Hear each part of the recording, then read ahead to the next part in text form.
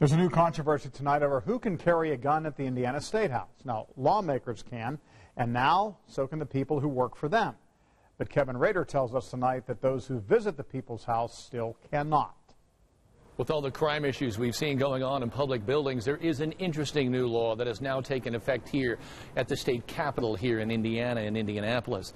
It involves employees of lawmakers who are now under law, legal to carry sidearms or guns here in the state capitol.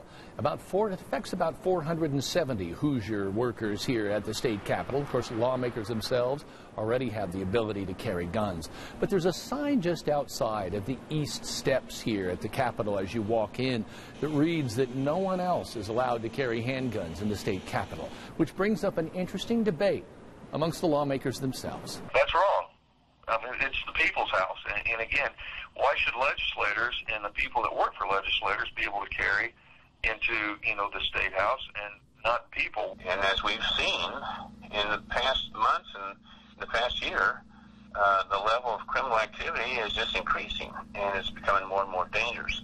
And I just felt that these people have the right to protect themselves as the lawmakers who choose to carry a firearm. It's not mandatory, but for at least those who would like to can have that ability to have that level of protection with them.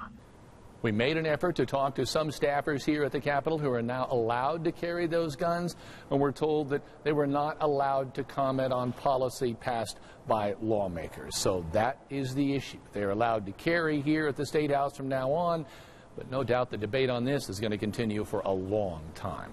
At the State House, Kevin Rader, Channel 13, Eyewitness News. Now, those employees are not allowed to carry that gun into an evaluation, a disciplinary action, or a human resources discussion.